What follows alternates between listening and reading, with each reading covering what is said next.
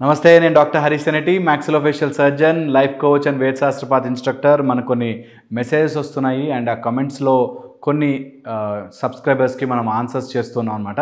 అయితే ఈ వీడియో పెట్టాం మనము 19 ఇయర్స్ అమ్మాయి 2 లవ్ అఫేర్స్ చేసుకుని తర్వాత కన్ఫ్యూజన్లో ఉంటే మనం ఎలా డీల్ చేయాలని ఆ వీడియోకి మనకి మంచి మంచి కమెంట్స్ వచ్చాయి. ఓసిడీకి సొల్యూషన్ చెప్పండి సార్, ఎక్సలెంట్ అన్న, సూపర్, మీ ద్వారా మెసేజ్ ఇచ్చారు, థ్యాంక్ యూ, చాలా అద్భుతంగా చెప్పారు సార్, థ్యాంక్ యూ అని. అందులో ఒక మెయిన్ క్వశ్చన్ మనకు అనిపించింది. పసునూరి శ్రవంతి గారు, థ్యాంక్ యూ సో మచ్, మీరు టైం తీసుకుని అంత పెద్ద మెసేజ్ టైప్ చేసినందుకు. నేను మీ క్వశ్చన్ ఒకసారి చదువుతాను. My education qualification is BEd MSc organic chemistry. I'm a teacher but I'm a Telugu medium now. I'm going to spoken English classes and my daughter, but నా subject నేను చెప్పలేకపోతున్నాను సార్. సబ్జెక్ట్ టీచ్ చేయలేకపోతున్నారు, but నా subject నేను demo ఇవ్వాలంటే fear, interview face చేయాలంటే fear, communication మేనేజ్మెంట్తో మాట్లాడాలంటే ఫియర్, ఎలా ఉండాలి అనేది తెలియడం లేదు. అండ్ ఆమె calligraphy teacher also.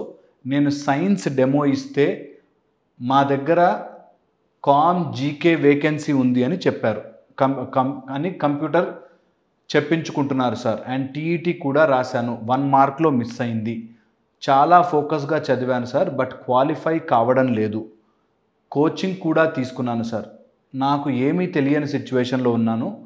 I have 2 daughters, please give me any suggestion sir. But నా అంబిషన్ గవర్నమెంట్ టీచర్ కావాలని, నాకు తెలిసింది నా పిల్లలకి 100% చెప్పాలి అని ఉంది sir. Please give me reply sir. మీ రిప్లై కోసం వెయిట్ చేస్తున్నాను. సో కంపల్సరీ గవర్నమెంట్ టీచర్ కావాలనుంది. అండ్ కొన్ని ఇంటర్వ్యూలు ఫేస్ చేయడానికి కానీ వాటికి కానీ క్లాస్ చెప్పాలంటే ఇంగ్లీష్లో మాట్లాడంటే కొంచెం ఫియర్గా ఉంటుంది. ఇది చాలా చాలా కామనెస్ట్ ప్రాబ్లం. ఫస్ట్ మీరు తెలుసుకోవాల్సింది, మీ aim or goal government teacher అయిపోవాలి అనేది దూరంగా పెట్టండి. దూరంగా ఈ ఫార్ములా ఫాలో కండి. నేను నాన్ సెన్స్ చెప్పను, మీకు డైరెక్ట్గా పాయింట్లోకి వచ్చేస్తున్నా. మీకు గవర్నమెంట్ టీచర్ కావాలి ఆర్ మీకు తెలిసిందంతా పిల్లలకి నేర్పించేయాలి, నేను చాలా గొప్పదాన్ని అయిపోవాలి, ఇట్లాగా ఇమాజిన్ చేసుకోవడం మానేయండి. గొప్ప టీచర్ అవ్వాలనో, గొప్ప మనిషిని అవ్వాలనో, మీరు గొప్ప అవుతారా లేదా, మీకు తెలిసిందంతా మీ పిల్లలకి నేర్పిస్తారా లేదా సెకండరీ. ఇప్పుడు రైట్ నౌ మీకున్న సమస్య ఇంగ్లీష్. ఈ ఇంగ్లీష్నే ఫస్ట్ ఒక 2-3 నెలలు ఇంగ్లీష్ని ఉపాసనలాగా పట్టండి. మాట్లాడండి, దొరికిన దాంతో మాట్లాడండి, దొరికిన విషయంతో మాట్లాడండి. ఏది కనిపిస్తుంది ఇంగ్లీష్లోనే మాట్లాడడం నేర్చుకోండి ఫస్ట్. మీరు ఎవరు కనిపిస్తే వాళ్ళతో మాట్లాడడం ప్రాక్టీస్ చేయండి. వాళ్ళు ఏమనుకుంటారో సెకండరీ. స్టార్ట్ చెయ్యండి. మీరు మీ ఎఫర్ట్ పెట్టండి, మీరు స్టార్ట్ చెయ్యండి. మీరు మాట్లాడడము, చెప్పడము, టీచ్ చేయడము ఆర్ ఎవరితో అయినా డిస్కస్ చేసినప్పుడు ఇంగ్లీష్లో మాట్లాడి ఎవరేమనుకుంటారో అనుకోనివ్వండి. ఎందుకంటే మీ గోల్ పెద్దగా ఉండి మీరేమేమో సాధించాలనుకుని చిన్నగా మీరు ప్రయత్నం చేసేటప్పుడు ఎవడేదో అనుకుంటాడు, పక్కింటోడు ఏదో అనుకుంటాడు, టీచర్ ఏదో అనుకుంటారు, మేనేజ్మెంట్ ఏదో అనుకుంటుంది. Is wrong non sense. మీరు ఎవరేమనుకున్నా సరే మీ గోల్ ముఖ్యం, మీ ఎయిమ్ ముఖ్యం. ఈ రోజు నుంచి మీరు ఇంగ్లీషే మాట్లాడండి, ఇంగ్లీష్లోనే అన్నీ నేర్చుకోండి, ఇంగ్లీష్ రాయండి, తెలుసుకోండి, మాట్లాడండి. ఏదేది భయమో లిస్ట్ రాసుకుని అవన్నీ ఫస్ట్ చేసేయండి. మీకు కాలేజ్లో మేనేజ్మెంట్తో ఇంగ్లీష్లో మాట్లాడడం భయమా? మాట్లాడండి, టాక్. ఎప్పుడైతే మీరు దిగి చెయ్యరో, మీకు 2-3 సార్లు అవమానాలు పడరో, 2-3 సార్లు మీరు వేస్ట్ అని తెలుసుకోరో, అప్పుడే మీరు ఇంప్రూవ్ అవుతారు, లేకపోతే అవ్వరు. సో మరేం పర్లేదు, తప్పు చేయండి, మరేం పర్లేదు, మీకు రాదు అని ఒప్పుకోండి, మరేం పర్లేదు, నేను నేర్చుకున్న ఇంగ్లీషు నాకు ఉపయోగపడట్లేదు, వేస్ట్ అని ఒప్పుకోండి. That's okay. అక్కడ నుంచి స్టార్ట్ చేయండి. నాకు అన్నీ వచ్చు అనేది భ్రమలో కంటే రాదు. ఎందుకు భయపడుతున్నాను? తక్కువని నా ఆలోచన తెలుగులో ఉంటుంది, నా నోట్లోంచి ఇంగ్లీష్ వస్తుంది. నేను ఏదో టీచ్ చేద్దాం అనుకుంటున్నాను, నా మైండ్లో ఆలోచనలు వేరుగా ఉంటున్నాయి. ఆ ఫియర్ నన్ను తిప్పుతోంది.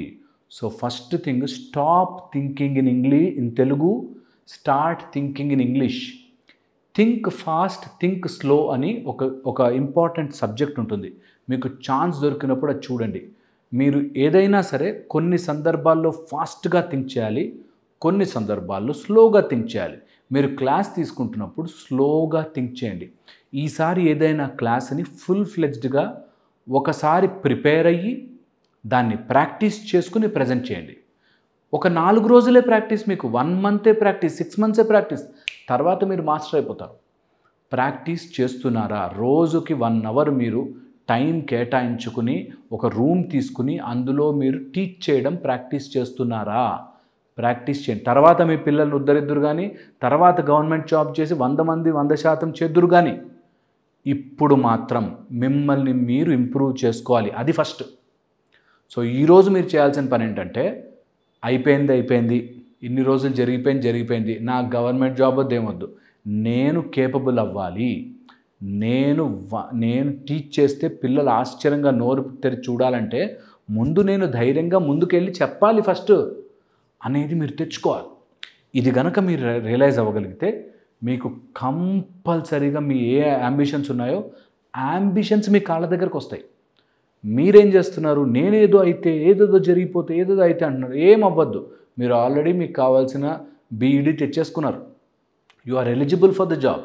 మీరు చేయాల్సింది ఆ ఎలిజిబిలిటీ మీ దాకా మీ కాళ్ళ దగ్గరికి రావాలి అంటే ఆ భయాన్ని ముందు ఒకటికి 10 సార్లు ప్రాక్టీస్ చేయాలి. ఒక అతనికి రోహిత్ శర్మకి అనుకుంటా, క్రికెట్ ప్లేయర్ రోహిత్ శర్మకి బౌన్సర్ అంటే భయం ఉండేది. ఓకే, రోజు బౌన్సర్ వేయించుకుని ఆడాడు. ఆటోమేటిక్గా బౌన్సర్లో సూపర్ బాగా కొట్టడం స్టార్ట్ చేశాడు. నేను అంటున్న ఏది భయమో అది ప్రాక్టీస్ చేయడమే. That is life. జీవితం అంటే అది. ఫియర్, ఇంటర్వ్యూ ఫియరా? కనిపించిన వాడిని అడగమని చెప్పండి, క్వశ్చన్లో ఆన్సర్ చేయండి. దేనికి భయం? భయాన్ని మీరు చూడలేదు కాబట్టి భయం. మీరు కనుక ఫేస్ చేస్తే 4 సార్లు 10 సార్లు 20 సార్లు ఫెయిల్ అవ్వండి, ఏం కాదు, కానీ చేయండి. ఆ ఒక్కసారి మీరు ఆ ఫియర్ దాటి ముందుకొచ్చారో మిమ్మల్ని ఆపేవాడు, మీ గోల్ సాధించకుండా మిమ్మల్ని రెస్ట్రిక్ట్ చేసేవాడు ఉండడు. సో అందుకని డైరెక్ట్ ప్రాబ్లంలోకి రండి, డైరెక్ట్ పాయింట్లోకి రండి. కంపల్సరీగా మీకు సొల్యూషన్ వస్తుంది. సో అందుకని ఫియర్ని ఎలా ఉంటే అలా ఫేస్ చేయడం స్టార్ట్ చేయండి. ఫియర్ ఒకటే దానికి భయపడుతుంది, అభ్యాసము, వైరాగ్యము. అభ్యాసం, ప్రాక్టీస్. ఇంటర్వ్యూ భయమా? ఇంటర్వ్యూ చేయించుకోండి. కనిపించిన క్వశ్చన్లు అడగమని చెప్పండి. ఇంటర్వ్యూ ఆటోమేటిక్గా 10 సార్లు తర్వాత మీరే బెటర్ అవుతారు. 1. సెకండ్ వచ్చేసి వైరాగ్యం. రిజల్ట్ గురించి బాధపడద్దు. ఒకవేళ నేను ఇంటర్వ్యూలో ఫెయిల్ అయితే, ఒకవేళ ఇంటర్వ్యూలో నన్ను అందరూ చూసి నవ్వితే ఏమవుతుందో అని రిజల్ట్ గురించి ఆలోచించడం మానేది. ఏమీ కాదు. 3వది ఉంటుంది, మీరు చేతగాని వాళ్ళు అని ఒప్పుకోలేకపోవడం. ఇది రియాలిటీ. రావట్లే బాస్ నేను ఇంటర్వ్యూలో, లేకపోతే నేను ఇంగ్లీష్లోనో, కంప్యూటర్స్లోనో, లేకపోతే మ్యాథ్స్లోనో, తెలుగులోనో నేను సరిగ్గా లేను, నేను ఇంప్రూవ్ చేసుకుంటాను. ఆటోమేటిక్గా ఇంప్రూవ్మెంట్ వచ్చిందనుకోండి, ఆటోమేటిక్గా ఇంటర్వ్యూలు క్లియర్ అవుతాయి. సో మీరు ఇంకా సాధన చేయండి, సాధన మాత్రమే. అదే వైరాగ్యం అంటే మీరు పెట్టుకుని నాకు అన్నీ వచ్చు కానీ అనే భయంలో ఉండకండి. ఇది మీ జీవితాన్ని మారుస్తుంది. నా మాటగా మీరు తీసుకోండి, గోడ మీద రాయండి. అభ్యాసము, వైరాగ్యము. ఈరోజు నేనేం ప్రాక్టీస్ చేశాను, ఈరోజు నేను దేన్ని పట్టుకొని వేలాడుతున్నా నా మైండ్లో, గెలవాలి. వదిలిపెట్టండి. గెలిస్తే గెలుద్దాంలే. నా ప్రాక్టీస్ బాగుందా లేదా? అభ్యాసము, వైరాగ్యము మీకు సొల్యూషను. ఇది ఫాలో అవ్వండి. కరెక్ట్గా 1 మంత్ to 41 days సాధన చేయండి. చేసి నాకు మళ్ళీ ఇదే వీడియోకి వచ్చి కమెంట్ పెట్టండి. ఓకే, తర్వాత వచ్చేసి ఓసిడీకి సొల్యూషన్ చెప్పండి సార్, దీనితో సఫర్ అవుతున్నాను, నా ఏజ్ 55 years అన్నారు. మనం ఓసిడీకి వీడియో చేసామండి, మనకు సునీత మీడియా మోటివేషన్ దాంట్లోనే ఉంది, కంపల్సరీగా చూడండి. నమస్తే సార్, నాకు మీ అడ్వైజ్ కావాలి. కృష్ణవేణి గారు, మీకు ఏం క్వశ్చన్స్ ఉన్నా ఇక్కడ కమెంట్లో పెట్టచ్చు, కంపల్సరీగా మనము ఆన్సర్ చేద్దాము. లేదు మీకు ఏమైనా మెడిటేషన్ కానీ అట్లా ఏమైనా కావాలంటే మనకి శ్రీ సూర్య త్రిచక్ర సాధన ఉంది, అందులో కూడా మీరు రిజిస్టర్ అవ్వచ్చు. మన దీంట్లోనే లింక్ ఇస్తారు, ఫాలో అవ్వచ్చు. ఓకే, దాని తర్వాత సార్, మా బావ లవ్ చేసుకున్నాము, లవ్లో చాలా దూరం వెళ్ళి పెళ్లి చేసుకుంటా అని మోసం చేశాడు. అతన్ని వదులుకోలేక అతని మీద లవ్ చేసి మోసం చేశాడనే కేసు పెట్టాను. ఆ కేసు తొందరలో ట్రైలర్కి రానుంది. అతను మాత్రం అస్సలు చేసుకున్న అంటున్నాడు. నాకు అతను తప్ప వేరే ప్రపంచం లేదు. మేము చాలా పువర్. నేను చెల్లి ఇద్దరము బ్రదర్స్ లేరు. అతను నన్ను వద్దు అనడానికి రీజన్ మనీ.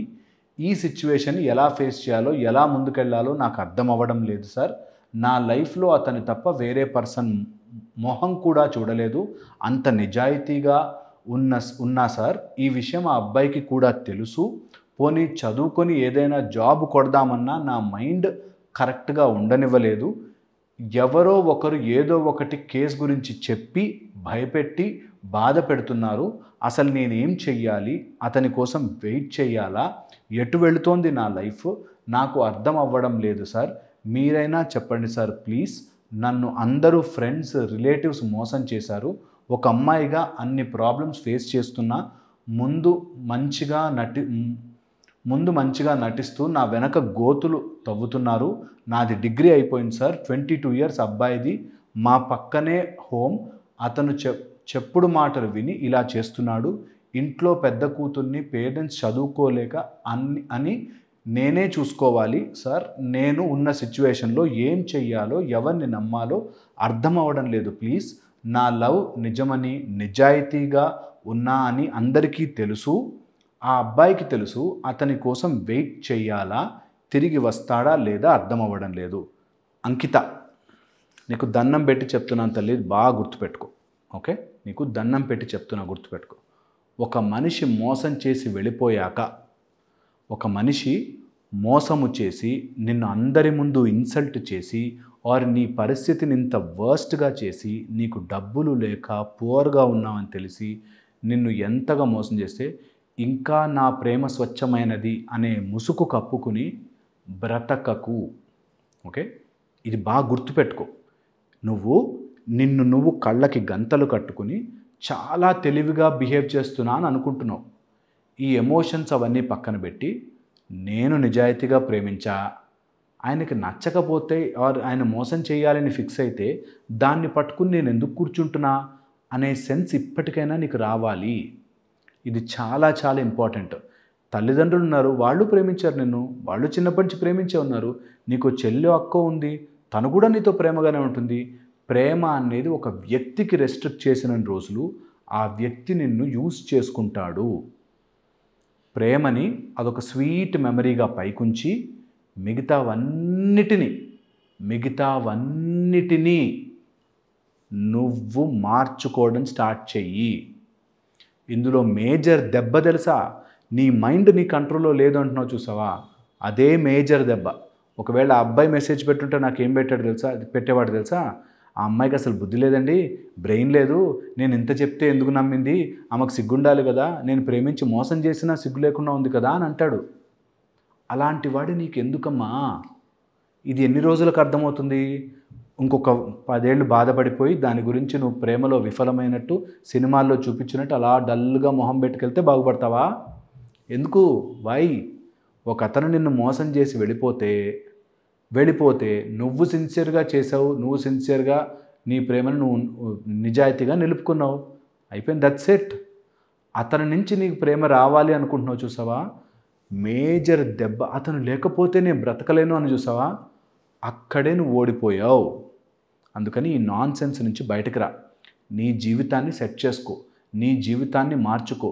జీవితంలో ఒక తప్పు చేస్తే నడుస్తూ వెళుతూ ఒక బురదలో పడ్డాను, అయ్యో నేను రోడ్డు మంచిదే అని నమ్మానండి అన్నారు. బురదలో పడ్డాను కదా, బురదలోనే కూర్చుంటాను అనుకుంటే రోడ్డు చెడ్డదైనా తప్పు పని చేసి మనమవుతాము. అందుకని బురదలో పడ్డాము, బయటికి వస్తాము, డ్రెస్ చేంజ్ చేసుకుంటాము, కాళ్ళు చేతులు కడుక్కుంటాము, స్నానం చేస్తాము, అయిపోయింది, మర్చిపోతాం, ముందుకెళ్తాం. సేమ్ ఇది లైఫ్ కూడా.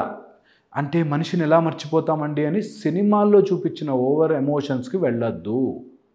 ఓకే, చాలా చాలా డైరెక్ట్ ఆన్సర్, నీకు డైరెక్ట్ ఆన్సర్. అంత సీన్ సినిమా లేదు.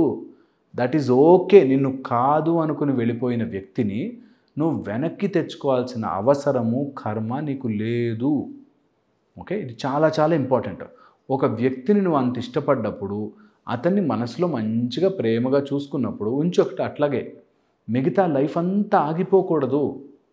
నువ్వు మంచిగా సెటిల్ అవ్వాలి, బాగా సంపాదించాలి. ఎలా ఎదగాలంటే అతను అర్రే ఇట్లాంటి అమ్మాయిని నేను మిస్ చేసుకున్నాను అని ఫీల్ కావాలి. అది కదా గెలుపు అంటే, అది కదా మజా అంటే. ఇట్లాంటి అమ్మాయిని నేను వదులుకున్నానా, ఇంత ఇష్టపడ్డ అమ్మాయిని వదులుకున్నానా అని. ఇది ఒక ఆస్పెక్ట్. రెండో ఆస్పెక్ట్ నేను చెప్తున్నాను కదా, అతను సంతోషంగా ఉంటాడా? ఒక అమ్మాయి ఉసురు తగిలిన ఎవ్వడు, నేను 20 ఇయర్స్గా ఇది చూస్తూ ఉన్నాను కదా, నాకు తెలుసు ఏ అమ్మాయిని బాధ పెట్టినా వాడు సుఖంగా ఉండలేడు. బయటకి రంగులు కనిపిస్తాయేమో, లోపల కుళ్ళిపోతారు. ఇలాంటి వాళ్ళు ఒక అమ్మాయిని మోసం చేస్తే వాళ్ళు లోపల కుళ్ళిపోతారు, వాళ్ళ జీవితము కుళ్ళిపోతుంది. ఐ సీన్ పీపుల్, పెరాలసిస్ స్ట్రోకులు వచ్చిన వాళ్ళు, వాళ్ళకి తెలియని రోగం, మాయ రోగాలు వచ్చిపోయిన వాళ్ళు నాకు తెలుసు. సో భగవంతుడు ఒక ప్లాన్ చేస్తాడమ్మా, నువ్వేం టెన్షన్ పడద్దు. వెరీ వెరీ ఇంపార్టెంట్ ఏంటంటే వాళ్ళ కళ్ళ ముందు నువ్వు అలా ఎదుగుతూ వెళ్ళాలి.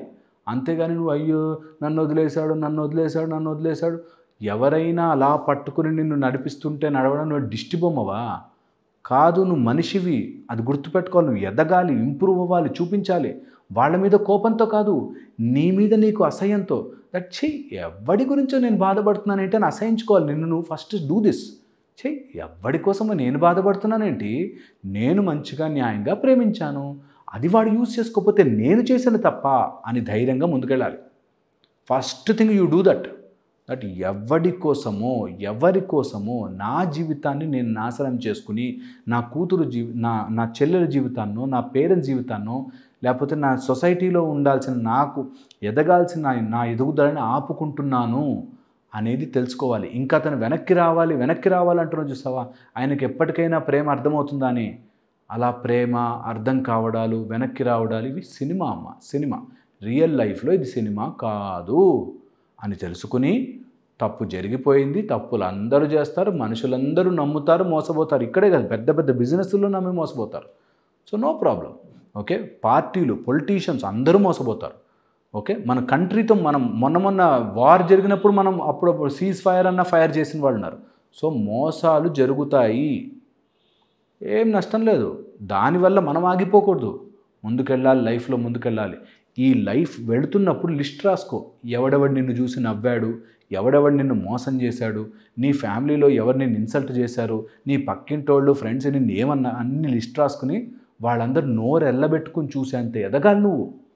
అట్లా నీ మైండ్ని తయారు చేసుకోవాలి. కానీ బాధపడుతుంటా ఆయన వచ్చి ఓ అవునా లే నీకు నేను అన్నీ చేసి పెడతాను అంటే నువ్వు ఆనందపడతావా? ఎన్ని రోజులు ఇట్లా ఉంటావమ్మా, ఎన్ని రోజులు? నీకు ఎవ్వడు చెప్పడు సొల్యూషన్. నేను చెప్తున్నా నీకు, ఎవ్వరి వల్ల కాదు. ఈ సిచ్యువేషన్ నుంచి బయటపడాలంటే నీకు నువ్వే, నీ పేరెంట్స్ కాదు, పక్కనోళ్ళు కాదు, ఎదిరింటోళ్ళు కాదు.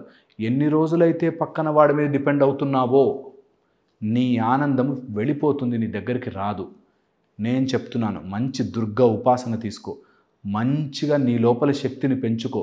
రేపటి నుంచి ఎక్సర్సైజ్ చేయి, రేపటి నుంచి మైండ్ కంట్రోలింగ్ ఎక్సర్సైజ్ చేయి, జాబ్కి అప్లై చేయి, ఏ జాబ్ దొరికితే ఆ జాబ్ చేయి, బిజినెస్ చేయి, ఏదో ఒకటి చేయి, ఇంప్రూవ్ అవ్వు. ఎలా సంపాదించి ఎదగాలంటే ఇలాంటి వాళ్ళందరూ నీ ఇంటి ముందు వాచ్మెన్లుగా పెట్టుకోవాలి. నువ్వు అలా ఉండాలి నీ లైఫ్. నువ్వు ఎలా ఎదగాలంటే అందరు ఆశ్చర్యంతో చూడాలి, అలా మార్చుకోవాలి. కానీ బాధపడుతూ కూర్చుంటా, భయపడుతూ కూర్చుంటా, యూట్యూబ్లో కమెంట్ చేస్తే నేను ఎదుగుతా, చేయలేరు. ఎవ్వరూ నేను హెల్ప్ చేయలేరు. నీకు నువ్వు తప్ప ఇంకొక శక్తి లేదు. నీ లోపల శక్తిని పెంచుకోవడానికి ఉపాసనా మార్గం ఎంచుకో. That is the best way out. ఊరికే సినిమాలో చూపించినట్టు ఎమోషనల్గా ఏడుస్తా, నేను టెడ్డీ బేర్ పట్టుకుని ఏడుస్తా, ఇవన్నీ సినిమాలకమ్మా, బాగుంటాయి చూడడానికి, రియల్ లైఫ్లో పనికిరావు. రియల్ లైఫ్లో you should become like a lion, tigress, ముందుకెళ్ళాలంతే. ఓకే, నేను చెప్పింది ఆలోచించు. ఇంకా ఏదైనా బాగా డౌట్గా ఉండి నువ్వేం చేసుకోలేకపోతున్నావు అంటే drharistenetti@gmail.comకి మెయిల్ పెట్టమా, మనం మాట్లాడదాం. Okay, thank you so much. మళ్ళీ ఇంకో వీడియోలో కలుస్తాను. నేను చెప్పింది ఒక బ్రదర్, ఒక సిస్టర్కి చెప్పినట్టుగా ఆలోచించి ముందుకెళ్ళు. లైఫ్లో ఎవరి గురించి ఆలోచిస్తావేంటి, నీకేం తక్కువ. Take care.